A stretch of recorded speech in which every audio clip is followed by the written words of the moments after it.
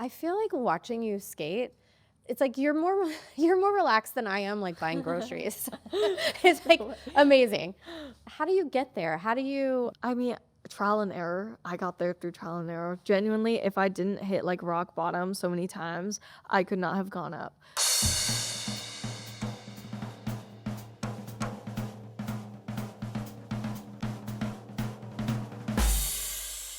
Hi, I'm Alex Morris. I'm a senior writer at Rolling Stone magazine.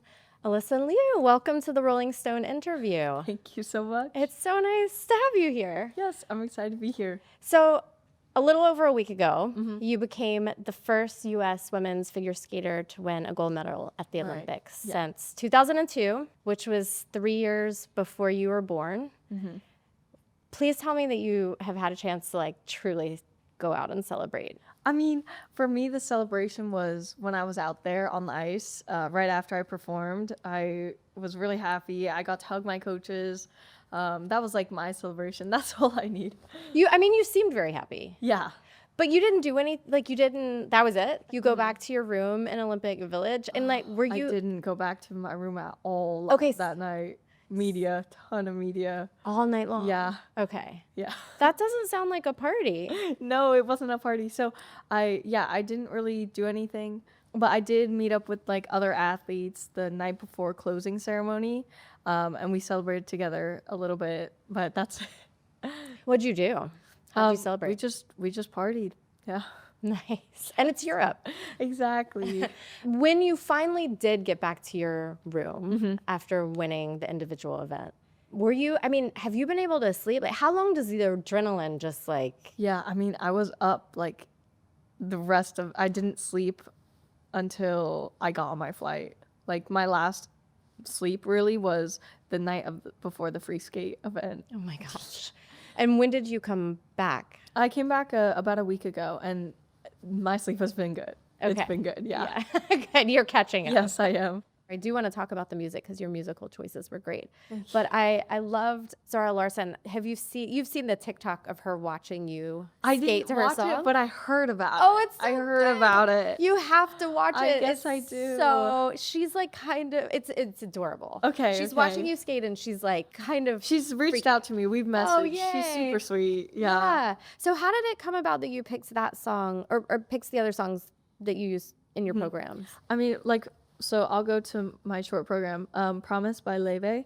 I was listening to that song like since she released it, and it was one of my favorites, and I really related to it on like a personal level, and I was like, wow, this is like perfect for my figure skating story too. I was like, I have to skate to it. Like, it moves me, and I can envision a program to it so well. I thought it was a perfect choice. And then with my Stateside by Pink Panthers and Zara Larsson, Gala Number, it's one of my favorite songs.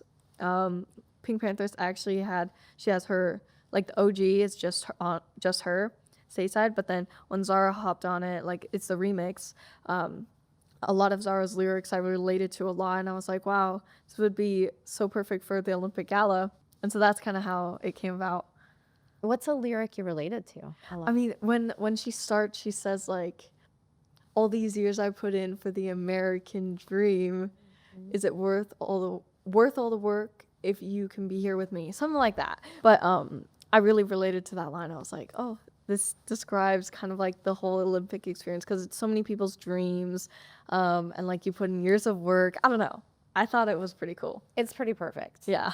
I mean, the dance elements and the artistry were so impressive. I've heard you refer to yourself as like an adrenaline junkie. Yeah. And that's the same way you felt when you were skating and Yeah. at least when you enjoyed it, that you were getting these dopamine hits, that it was, Yeah. what was it that you love about it? Was it the feeling of going fast or the feeling of doing a jump and like the sort of danger of it? Yeah, I love the danger of it. I also love going fast, and spinning is fun, jumping is really fun, and it's just satisfying whenever I land it or when I do it the way I want to do it.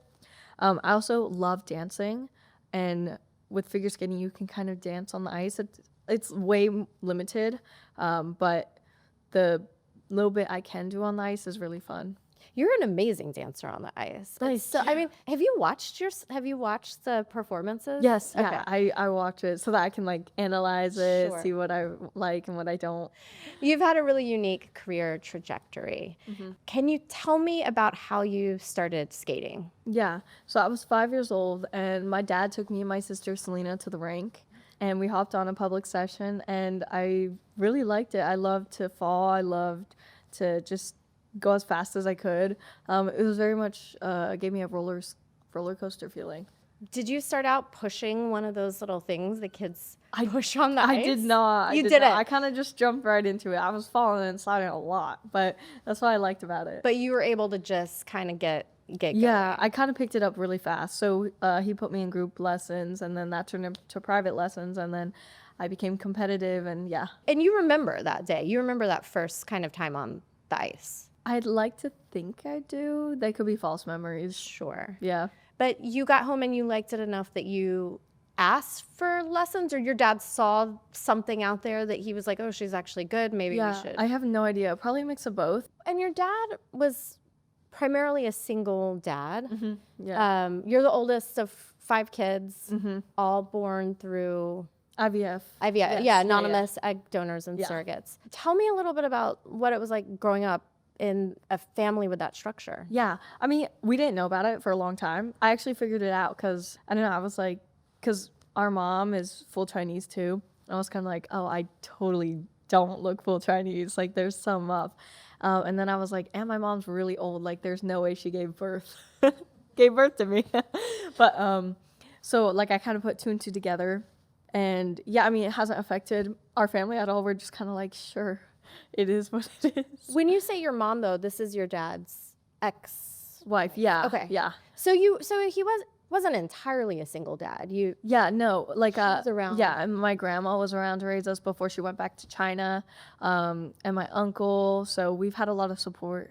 Your dad's background is really interesting. Can you talk It's about super that a cool. little bit? Yeah, no, I love my dad, and his background is so interesting. Yeah, so he was a student protester in China, and so he had to, he immigrated all the way here, and built his life. Like, he left everything back in China to start like fresh. So he's really brave, and he breaks a lot of social norms, and yeah, and he raised us to be like independent. Like, we would take Bart as kids all the time. Like, he wasn't there a lot because he would be at work. To like, we have 5 kids. Like, that's a lot of kids to take care of. So he had to really like work in the office all day long to provide for us financially.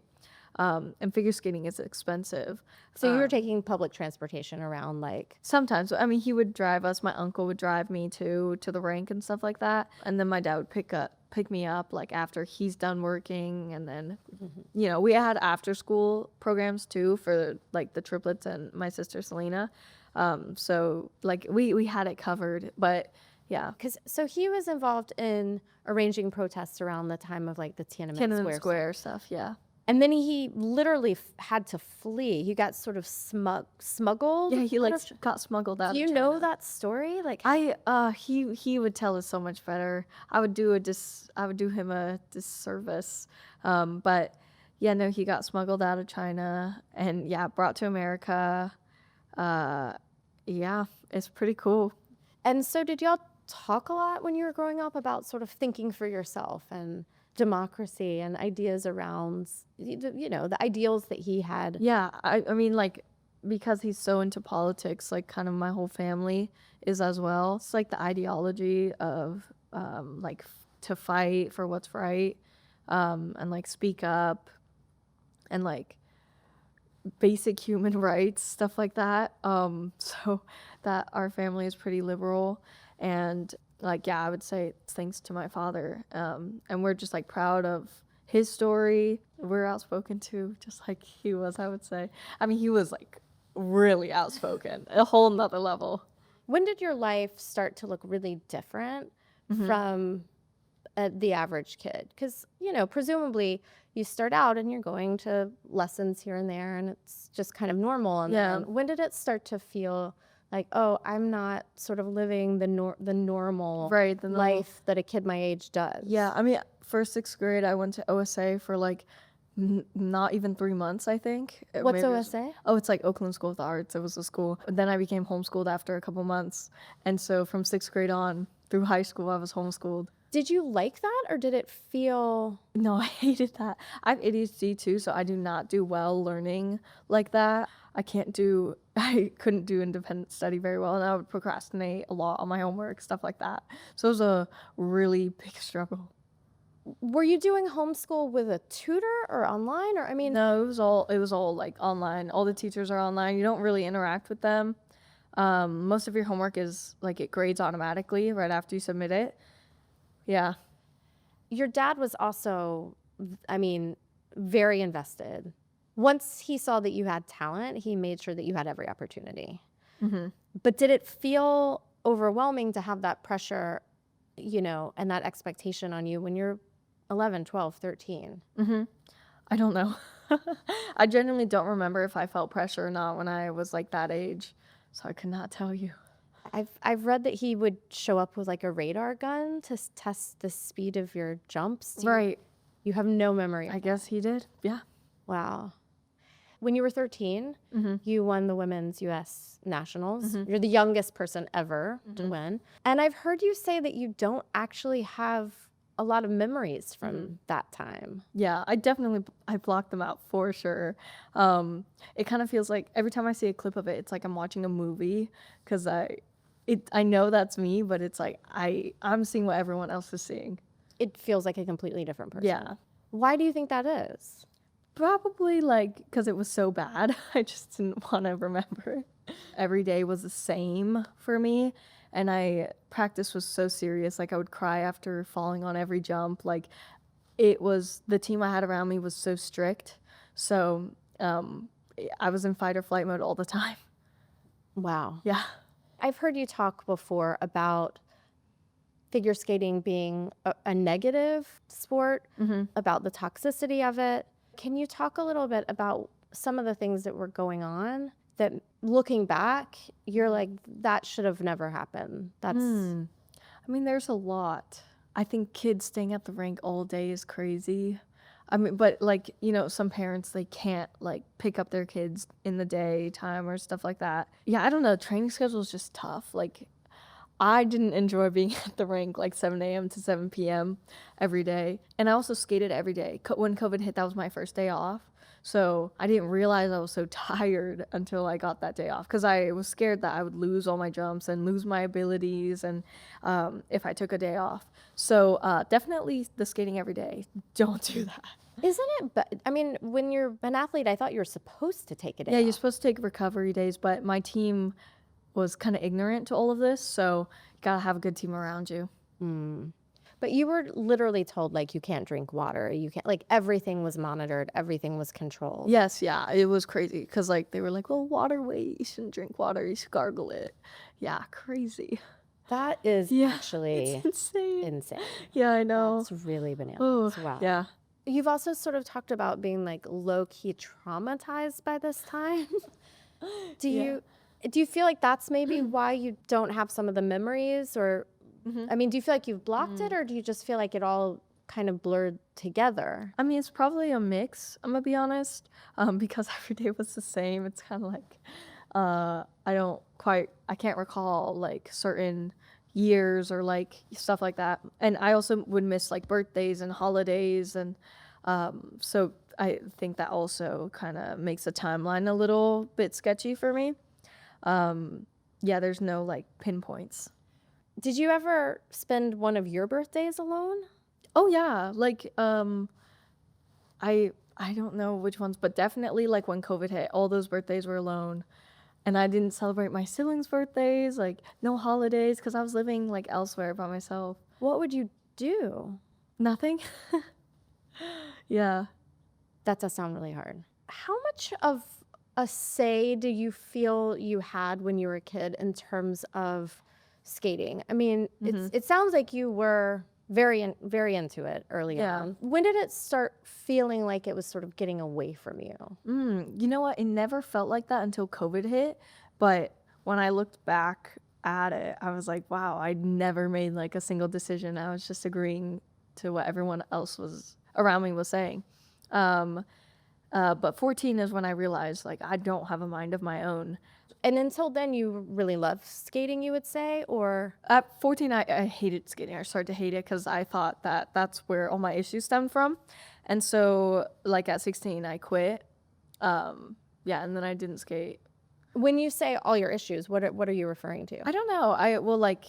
I was, like, kind of lonely. I didn't see my friends. Well, also, it was COVID, so we were all away, and I was training elsewhere.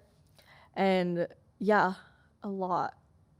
A lot. What do you mean a lot? I don't know, because like you're 14, you're not going to school, you're not seeing your friends, you're training, like working so hard for what, and like I didn't even know what I was doing it for anymore. So yeah, it was all really difficult, and like I was living alone too for a long time, from like 14 to 16. So yeah, it's not ideal. You're really close to your family and you were not seeing them a lot of the time. Yeah. How did you pick where you were going? Were you following certain coaches or certain programs that were Yeah. supposed to be sort of the best? Or Yeah, no, I didn't pick where I was going. They just sent me off to certain facilities where, like, they thought, oh, these coaches are great. This environment will be good for you. It'll make you a better skater and stuff like that. Yeah, so they just sent me. I mean, I presume your dad was involved. Yeah, well, 100%. He was definitely involved in it. And I don't know who else. Probably, like, higher ups in the federation. Don't know. It doesn't seem like you felt the pressure yourself, but it felt like other people were sort of putting their hopes and expectations on you. Right. Does that sound right to you? And how did that come out in a way that was not very healthy for you? Yeah, I guess, like, because as a kid, you know, you're being told, like, oh, you're a fruit tree that I planted and I'm watering you and you're supposed to bloom into something beautiful, and so you have to do this, you have to do it. And so, like, you kind of feel like it's your responsibility to bloom as a fruit tree. I don't even know. That's an analogy I was told a lot as a kid. And so, yeah, I don't know. I didn't want to let anybody down, I guess. But when COVID hit, I did not care anymore. And I was really just doing it for my younger self because I knew I wanted to go to Olympics when I was like a little kid. So I was going to hold out for her and then be done. Like I didn't care what anybody else thought at that point. So you're doing school online, COVID hits, you're going to practice and you're not that social group that you had, you're not seeing those I'm not people. seeing them anymore. So you're pretty isolated. I mean, you're seeing your coaches. No. You didn't even see your coaches? No. How did that work? No, I was just like skating by myself.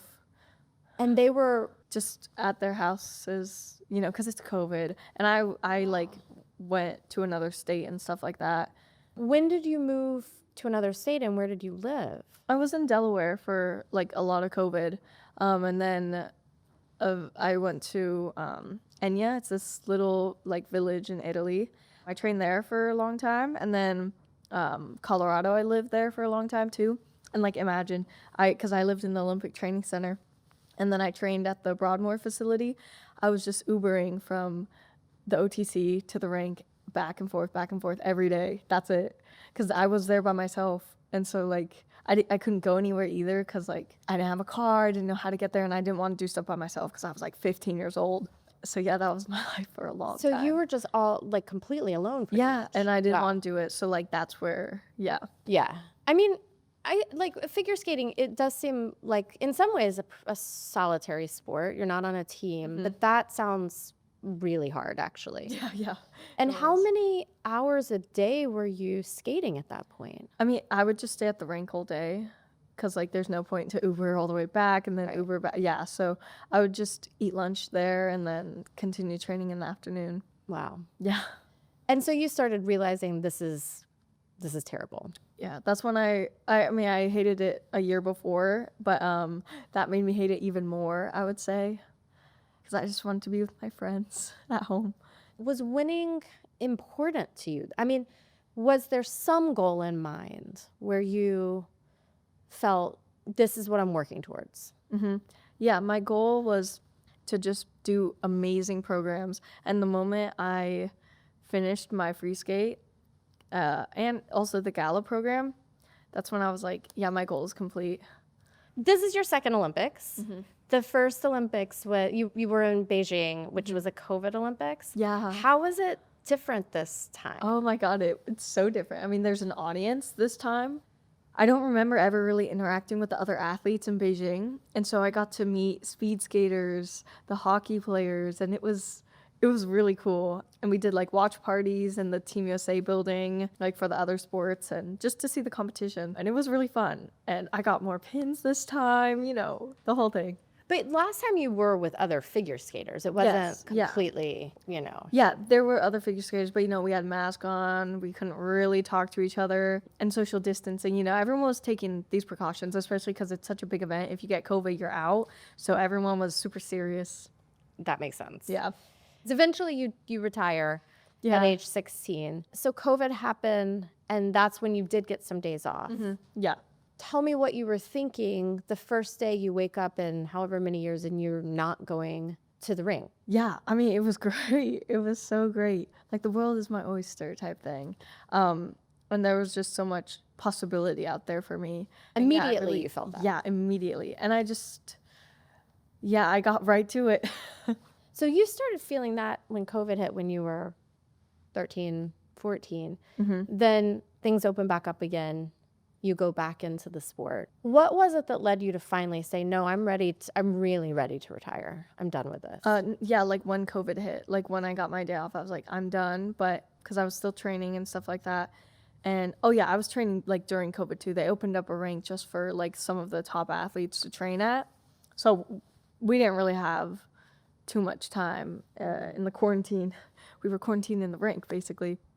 I had my plan, like, I'm just going to go to Olympics and then quit. And that's what I did. But I did do Worlds. I did Worlds because my friend Young was there, and I wanted to just do one more competition with her. But yeah, after Olympics, I was like, I'm done. Your goal had been to get to the Olympics. Yeah. Or like when I was young, I'm pretty sure my goal was something else. Like it was probably like, oh, I want to win the Olympics or something.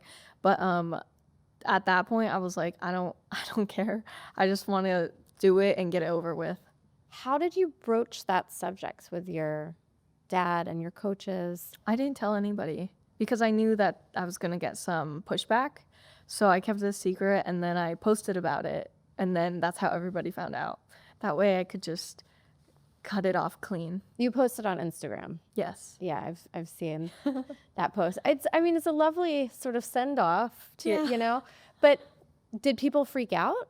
Yeah, everybody was freaking out, and a lot of people were getting mad at me, like, you didn't even tell anybody, and stuff like that. I was like, yeah, that's the point, because, like, I knew people would try to keep me in the sport or bribe me in some way. Right. How did your dad and your coaches respond when you posted that message? I mean, I think my coaches knew, like, they seen it coming. My dad, I forget, I just know he was mad. But you held strong. You were like, oh yeah, I mean, I posted. It's official.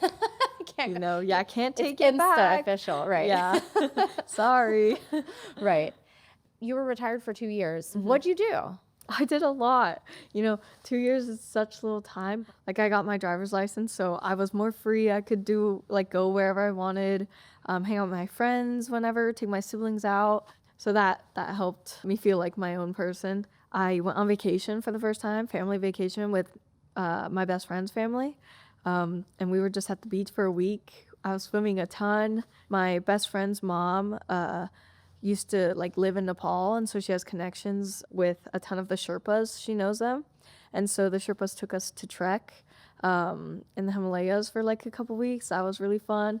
I went skiing for the first time. You went to Everest Base Camp. You made it. Yeah, we trekked to the Everest Base Camp. Very cool. And then we trekked back down. It was really cool. And then, shout out Pemba, shout out Surin. Those are our Sherpas. I went to school. I started UCLA. I did my first year, and then I started my second. By the time I started my second, I was already coming back to skating. But I took a whole gap year off after I quit. So I didn't do school for a year. I just hung out with my friends. That's all I did. Because you'd graduated high school At 15. At 15, because Yeah. they wanted you to have almost a full year to prep for the Olympics. Exactly. Yeah. Wow. So you really were able to just kind of Yeah, just live. I was so fortunate to have that year to myself, but also I only had that year because I did high school in 3 years instead of 4, so I had no summers. So it was like hard work, but I did get a full year to just do whatever I wanted. I guess I could have taken a gap year even without like condensing my high school experience. Not that it really was an experience, it was all on the computer anyways. Yeah, no, I was really happy that I got to do a year of nothing. It sounds awesome. Yeah. Eventually, you go skiing with a friend. Mm-hmm. And tell me about that trip. Yeah, it was in 2024, January. I went skiing, I think in Heavenly or something, it might have been. And you'd never been skiing. Yeah, I'd never been skiing. Funny because, like, when you're a figure skater, they say don't do it because you'll be injured. So that was my first time trying it. And I loved it so much. It's so similar. You know, you're cold, you're gliding, and, like, you're going fast. And, yeah, the adrenaline rush I felt was unlike anything else, like, since I had quit. Yeah, I was like, oh my God, I want to do this more often. But the mountains are kind of far. Like, it's a day trip to get there in Tahoe. And I was like, but I need to feel, I like got addicted to the feeling. And the ice rink is right there. And so that week I went to the ice rink with my best friend and I just stepped on for like an hour and it was a lot of fun. And then like a couple weeks later I went on again for an hour and I was like, oh, this is even more fun. And then another week passes and I was just trying to go like, my goal was to go once a week, but sometimes it would be once every 2 weeks because I was still in school. And then when summer hit, that's when I was like, I'm going to skate like a couple times a week. And you just felt at that point like you were kind of scratching an itch. Yes, yeah. Like you were able to enjoy it again, and you're like, oh, I'm gonna go do something enjoyable. Exactly. Like, have you ever been skiing or like? Yeah, It's I so love fun, skiing. right? Yeah, Like yeah. if you could go a lot, you totally would. And so that's like me with skating. Yeah. So literally that first week you went skiing, you immediately sort of got back on the ice. Yeah, because I was like, there's no other way. I need to like find a way to kind of satisfy this like urge to go fast, kind of. And I thought like the rink is right there. It'd be so convenient if I did end up liking it. But you know, it was like really traumatizing to kind of go back to the rink. I had to go with my best friend, otherwise I would have never tried it again. And so I'm so glad that she came with me and it was fun. But yeah, it was really scary to go back. I heard or read somewhere that you had, when you were retired, avoided even like driving near the street that really it was couldn't. on. Yeah, That's wild. I know.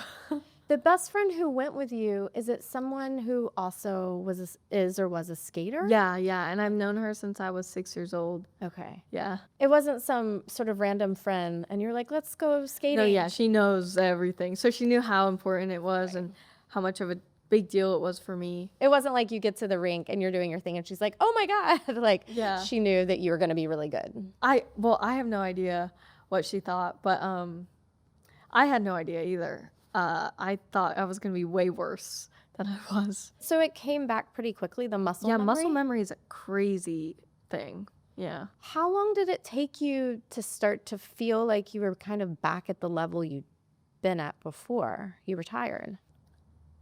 Oh, definitely months. Probably not until like I for real started training like in June. I already knew I was better in some ways. Like my artistry, I already knew it was better, because I was more in my body. Jump wise and stuff like that took a bit. But I would say like after a year, less than a year, I was kind of back. Well, less than a year after you were back, you won the world championship. Yeah. So I would say Crazy. you were definitely back. Yeah. By that point, I knew I was. For sure. At what point were you like, okay, I actually want to compete again? Summertime. Like I knew for sure. I had some talks with my coaches beforehand that I wanted to come back because I love programs and I wanted to get programs done. And then competition is kind of a reason to go to practice. And like, if I love working out. I love pushing my body. And like, it didn't make sense that I would do that and then get like kind of nothing out of it. So I thought like competition's the perfect excuse to just train like whenever I want, work super hard. Yeah. And tell me about calling your coach up and telling him that you wanted to come back. Around what month did that happen? It was actually February 21st in 2024.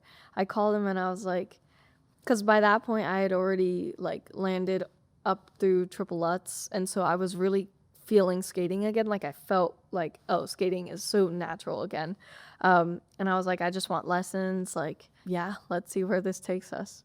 And his response was, I mean, he said no, and then I had to like convince him why. But like, he knew how hard it was for me before, and so he was kind of going through all the reasons, like, what about this? Like, what about this? So I had some like, in order to come back, like, I want to pick my own music because I had music ideas, I had dress ideas already that I wanted to put out into the world. did you have to fire your dad? Like when you came back, did he want to get? I didn't have to fire him; he was never there. Okay. So he was not on the team, so it was fine. What was his response when you decided to come back? I don't know. I have no idea. I mean, he was happy, but like that didn't matter to me. I didn't care that he was happy. I was almost mad that he was happy because I was like, how dare you? What do you mean? Well, I was just kind of like, you don't deserve to be happy over this decision, kind of. This is because mine, you were not mad yours. when I quit. So I was kind of like, he shouldn't have an opinion on it at all, if that makes sense. Like I didn't want him to be mad that I was coming back. I didn't want him to care like at all, because it shouldn't affect him as much as it did like the last time around. In some ways, though, like he must have understood that you were going to be someone who would carve your own path, because that's He raised me that way. exactly. You've talked some about how having control of your career, making those decisions has been really important to your enjoyment of coming back to the sport. Is some of that just getting older, though? Like a 6-year-old isn't going to Yeah. be picking those things. I mean, would that have sort of happened naturally or not? Or are there 22-year-olds who are still just kind of doing what they're told? Yeah, I mean, I have no idea. For me, that's not the case. And like, yeah, it is part of getting older too. I think like as a kid, I didn't even know what I wanted. That's the thing. I didn't know. And so at 14, that's when I was like, what am I doing this for? I don't even know what I want. So it kind of goes both ways. I've also heard you talk about competition and say that it just seems sort of meaningless. I know now, you've said it doesn't really matter. I'm not doing this to win. I'm doing this to give people an experience. Yeah. But that sounds different from what you said before. You had no emotional attachment to competing. Well, I mean, when I was like my last skating career, all the programs I didn't like they weren't my ideas. I was put in dresses that like also I wasn't super comfortable in, and like hair and makeup I wasn't comfortable in. It wasn't me. I didn't know who I was at that point either, to be fair. But yeah, I didn't like to perform because I was like kind of embarrassed. I didn't want to show my programs. I didn't want people to see the dress I was in and stuff like that. Now that I have control, like I want to show it, I am more confident. I think that's the plus in getting creative control. What embarrassed you? Just that it didn't feel like you, or were you actually thinking this is really cringe? Or Yeah, literally, I was like, oh, like these colors do not look good on me. Like this ponytail's not it and stuff like that. Or like, oh, this makeup is like, it makes me look like a whole new person. And like parts of the choreography too, I'm like, what am I doing? Yeah, I mean, it wasn't me. So, and as a kid, you're like more inclined to be embarrassed over stuff, especially if it's not yours. Yeah, for sure.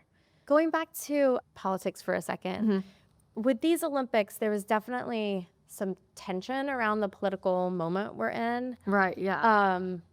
Is this political moment something you thought about in terms of representing the U.S., or are you more like, I'm going in, I'm doing my thing, this is something that's sort of outside of politics? I think what us athletes can do to provide, I guess, like, because we are Americans, and I think the fact that all of us have such unique stories and backgrounds, that is kind of what it's all about, and we get to share our stories on the big stage. I don't know, we had a super diverse team, and like I was proud that I could represent who I was on the big stage on behalf of like the Americans that could relate to me. I don't know, I think it's all about just sharing stories and having people feel for you, and like more empathy needs to happen for sure. What are some things that you've done or some ways you've participated in American democracy? Yeah. I mean, like, also protests. I mean, I was no student protest organizer or nothing, but yeah, me and my family, we go to protests, and my best friend, their family is also really involved with politics. Sometimes we'll call like our policymakers. We'd write like little letters. I remember when we were kids, we would do this a lot. But yeah, mostly protest, donations too, like little stuff here and there. What are things that you've protested, or what are things you've called your congressperson about? Yeah. What are issues that you... A lot of climate stuff, but mostly like election things, Black Lives Matter, like Stop Asian Hate, ICE protests, and yeah, a ton of that stuff. You're at UCLA. You're majoring in psychology still? Yeah, I mean, right now I'm taking a break from school, so Right. not majoring in anything, but yeah, psychology. You picked that because you thought that the experience that you'd had in figure skating had sort of given you a lot of empathy, and that would be a good thing to study. Yeah, I mean, Feel? I was always into psychology, kind of. I took a few classes in high school, but I was mostly interested in like why do I think the way I do, and how can I become like a better person, and I don't know, like how can I change my mindset and be more positive about things, and how do I make my life positive in general. And so I wanted, not even positive, like, because honestly in life, I also love sadness, I love anger, like I love to feel all of that. I don't think the pinnacle of like life's goal is happiness, actually. I guess just more peaceful thinking, maybe. But yeah, that's why I chose psychology. You have also talked a lot about mental health and seem someone who really advocates for that in a way that I find inspiring, like a lot of people do. Have you ever seen a sports psychologist? And if so, Yeah. like was that a helpful experience? Yeah, no, it definitely was. I have a sports psychologist. Her name is Caroline. She's great. Like, she's incredible. And I learn a lot from her. And because I'm a psych major, I ask her a ton of questions about psychology, and she teaches me a lot of things. I feel like watching you skate, it's like you're more relaxed than I am, like buying groceries. It's like amazing. How do you get there? How do you... I mean, trial and error. I got there through trial and error. Genuinely, if I didn't hit like rock bottom so many times, I could not have gone up. So that's why I say, like, I wouldn't tell my younger self a thing. Like, I want her to go through all that, because that's the only reason why I'm here. I wouldn't change a thing about my past. What else in pop culture is interesting to you right now? Like, what are you listening to? What are you reading? What are you watching? This week, a lot of Pink Panthers, of course. Molly Santana. Leve, yeah, a lot of Leve this week. Oh, Don Toliver, he had a new album, so I've been listening to that quite a bit. What's next? What do the next few months hold for you? Oh, so, well, I have Worlds. Yeah, I really want to do Worlds because I want to see the skaters again. And it's a big competition, so it'll be fun. And a lot of them are going to be retiring, so I want to see them one last time, last hurrah. And then we have show tours, like, immediately after for months from, like, we have Japan tours starting in April. And then we have US tours starting like later, after, like weeks after, and it goes until like beginning of June. I love this Blade Angels dynamic Me with too. you and Amber Glenn and Isabel Levito. Will they also be doing these tours with you? Yeah. Are you going to be reunited? Yeah, we will be. And I'll hopefully see them at Worlds too. But yeah, we're going to be on tour together for months, and I'm really excited. Is that what's that vibe like to be? I mean, like you're competing against each other, but you're also really good friends. Tell me a little bit about how you navigate that. I mean, we're all independent artists and athletes, and we're just showing the people what we're capable of and what we have to offer on the same ice together. And it's really beautiful to me, and I really get along with them, like on and off the ice. We just have really great chemistry, so that helps. Do you have text chains going all the time? Yeah, we do. We do. Have they texted you this morning? Oh, yeah, I think we've there's been text in that group chat today. That's awesome. Well, y'all were all amazing. Alyssa, thank you so much for being here today. It is truly a delight to see someone who delights in what they do so much do it. And I think, I will speak for myself that it's great to have something that happened that made me really excited to be an American again. But thank you so much for being here. Thank you for sharing this time with us. And again, congratulations. Yay, thank you so much. Thanks for having me and letting me talk.